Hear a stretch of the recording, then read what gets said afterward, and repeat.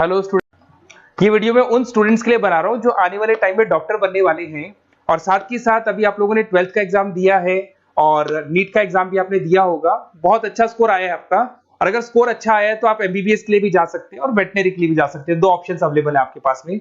अब देखिए, इसके अंदर जो डॉग लवर्स हैं या फिर अपन बोल सकते हैं जो एनिमल लवर्स हैं, इसमें सारे एनिमल्स कवर होते हैं, वो लोग इस वेटनरी वाले ऑप्शन को चूज कर सकते हैं। बहुत अच्छा ऑप्शन है, इसमें बहुत अच्छी अच्छी कैरियर अपॉर्चुनिटीज मिलेगी, बहुत अच्छा पैकेज मिलेगा और फ्यूचर ग्रोथ बहुत अच्छा है इसके अंदर। अभी अपन लोग डिस्कस करने वाले हैं veterinary, what is veterinary doctor, veterinary doctor क्या करता है, कैरियर अपॉर्चुनिटीज क्या क्या मिलेंगी इसमें, सैलरी क्या मिलेगा इसके अंदर, इंडिया में क्या सैलरी है और अब्रॉड में क्या सैलरी मिलेगा आपको, गवर्नमेंट कॉलेजेस क्या चार्ज करते हैं फीस, प्राइवेट कॉलेज क्या चार्ज करते हैं, पूरा डिटेल में डिस्कस करेंगे। कहां एडमिशन लेना चाहिए, कितनी फीस पे लेना चाहिए, स्कॉलरशिप कितना मिलेगा, कम से कम बजट में कौन सा कॉलेज मिलेगा, इसको अपन बिल्कुल डिटेल में डिस्कस करने वाले हैं। चलो शुरू करते हैं।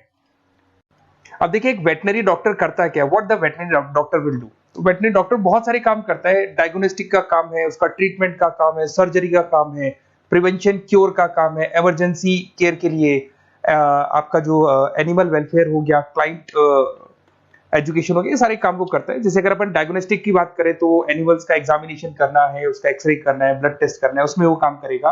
अगर मैं ट्रीटमेंट की बात करता हूं तो यहाँ पे वो मेडिसिन वगैरह जो देगा वो देगा आपको, प्रोवाइड वैक्सीनेशन, वो बहुत इंपॉर्टेंट है क्योंकि वैक्सीनेशन वगैरह अपन देखते हैं डॉग्स वगैरह को रेगुलर बेसिस पे अपने को देना पड़ता है।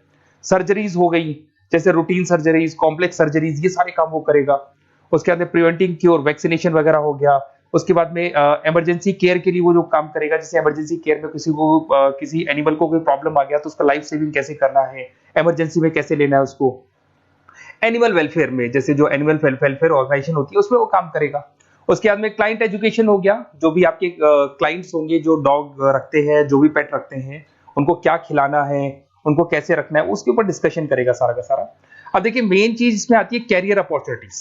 क्या कैरियर अपॉर्चुनिटीज होगी, आप डॉक्टर बन जाएंगे तो डॉक्टर बनने के बाद में आपकी जॉब कहां लगेगी या फिर अपना खुद का प्राइवेट बिजनेस खोलेंगे, कैसे करेंगे आप। इसमें सबसे बढ़िया ऑप्शन है प्राइवेट क्लिनिक्स। ये लोग अपना खुद का प्राइवेट क्लिनिक खोलते हैं, small animal, large animal, mix दोनों के लिए खोल सकते हैं।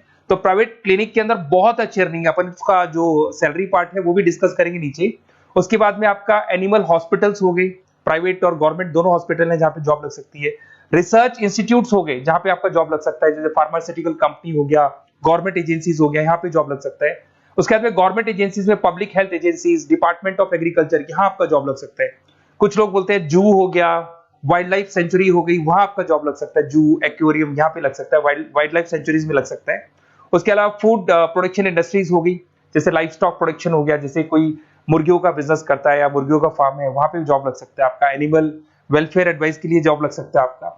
कुछ नॉन प्रॉफिट ऑर्गेनाइजेशन होती है जो एनिमल्स के लिए खुली हुई है और उनका ऑब्जेक्टिव होता है कि कोई भी अगर एनिमल के साथ कोई प्रॉब्लम है तो वो लोग सॉल्व करते हैं उसको, उसका कोई चार्ज नहीं है, वहां आपका जॉब लग सकता है। उसके बाद में पेट और फूड न्यूट्रिशन, क्या खिलाना है, जैसे आपने सुना होगा डॉग्स को पेडिग्री देते हैं अपन, वैसे कौन सी चीज खिलानी चाहिए, क्या नहीं खिलाना चाहिए, उसकी जो जितनी मेडिसिन बनेगी या जितने फूड बनेंगे वहां जॉब लग सकता है आपका।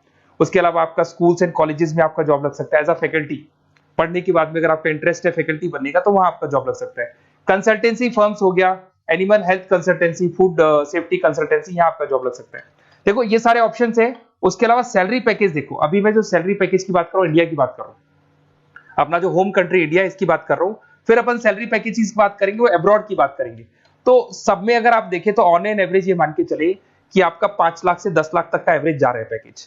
अगर प्राइवेट क्लिनिक भी आप खोलते हैं, गवर्नमेंट सर्विस भी करते हैं ना, तो आप ये मान के चले कि आपका पैकेज 5 से 10 के बीच में जाएगा। उसके बाद रिसर्च इंस्टीट्यूट में भी यही मिलेगा आपको, जूस वगैरह के अंदर आपका यही 5 से 10 लाख के बीच में मिलेगा। फूड प्रोडक्शन इंडस्ट्रीज है, नॉन प्रॉफिट ऑर्गेनाइजेशन है, तो ऑन एन एवरेज ये मान के चलो 5 लाख टू 10 लाख। तो एज अ फ्रेशर आपको एक्सपीरियंस हो जाएगा तो पैकेज बढ़ जाएगा, कंसल्टेंसी फर्म से यहाँ लग सकते हैं। बट अगर आप अब्रॉड का प्लान कर रहे हो ना, तो अब्रॉड के अंदर तो ये मान के चलो कि आपका जो सैलरी है उसके अंदर बहुत जबरदस्त मल्टीपल इंक्रीमेंट होने वाले हैं। अगर आप अब्रॉड का प्लान कर रहे हैं, अगर यूएस में अगर आपका जॉब लगता है तो मान के चले ऑन एन एवरेज $1 लाख है एनुअली। तो अगर $1 लाख का मतलब मान के चले तो 83 या 80 रुपीज राउंड फिगर में मानोगे तो भी 80 लाख रुपए आपको मिले।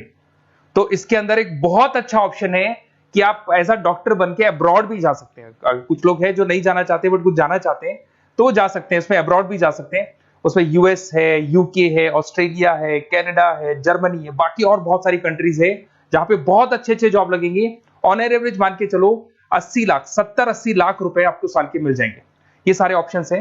अब मेन चीज पे आते हैं। देखो सीधी सी बात है, अगर इसको करना है तो उसको करने के लिए नीट में स्कोर कितना चाहिए, गवर्नमेंट कॉलेज क्या मांगेगा, प्राइवेट कॉलेज क्या मांगेगा।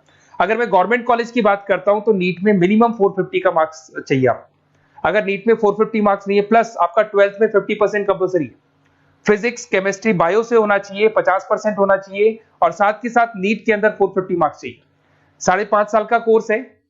गवर्नमेंट कॉलेज में अगर आपको मिल जाता है तो सबसे फर्स्ट ऑप्शन यही रखेंगे आप। यहां पर आपका 2 लाख रुपए फीस मान के चलो तो 8 लाख रुपए में आप ये मान लो 8-10 लाख के अंदर अंदर, मतलब मैक्सिमम 10 लाख का खर्चा मान के चलो, इसके अंदर अंदर आपका कंप्लीट कोर्स हो जाएगा अगर गवर्नमेंट कॉलेज मिलता है। बट अगर आपका स्कोर कम है तो मैं आपको एडवाइस करूंगा गो फॉर प्राइवेट कॉलेज, क्योंकि आगे स्कोप बहुत अच्छा है कि वापस जब आप कहीं अब्रॉड जाते हैं या फिर कहीं और जॉब करेंगे तो निकल जाता है सारा पैसा, कोई दिक्कत नहीं है। प्राइवेट कॉलेज के अंदर नीट अपीयर चाहिए। अगर आपका स्कोर कम भी है तो भी चलेगा, नीट अपीयर है तो भी चलेगा। साथ के साथ अगर यहाँ पे ड्यूरेशन देखे तो वही कॉमन रहेगा। बट प्राइवेट कॉलेज में फीस बहुत हाई है। देखो आप 5.5 से लेके 7 लाख पर एनम मान के चलो तो पूरी फीस मान लो कम से कम 30-35 लाख के आसपास फीस बैठती है आपकी। अब इसमें हॉस्टल भी इंक्लूड नहीं है, हॉस्टल का अलग से चार्जेस लगने वाला है आपका। अब मैं जो आपको बताने वाला हूं उसको ध्यान से सुनना। प्राइवेट कॉलेज में बहुत सारे कॉलेजेस हैं जो लोग स्कॉलरशिप पे एडमिशन लेते हैं, बच्चों को पता ही नहीं उन कॉलेज के बारे में। वहां पर हॉस्टल भी इंक्लूड हो जाएगा, स्कॉलरशिप भी मिल जाएगा, और बहुत मिनिमम फीस में आपका एडमिशन हो जाएगा। इतना फीस आपका लगेगा ही नहीं, आप ये मान के चलो। तो उन सारे कॉलेजेस का अपन डिटेल में डिस्कस करेंगे। मेरा नंबर आप लोग के पास है, इस पे जैसे आप कॉल करेंगे तो या तो मैं रिसीव कर लूंगा, अगर मैं रिसीव नहीं करूं तो आप मेरे को मैसेज डाल के छोड़ना, मैं हाथों हाथ डिटेल, मेरे जो डिटेल काउंसलर्स हैं उनसे मैं बात करा दूंगा, वो आपको डिटेल में सारा डिस्कस करेंगे। Okay, best of luck. कोई प्रॉब्लम हो, ये नंबर है मेरा, इस पे कॉल कर सकते हैं। Okay, best of luck.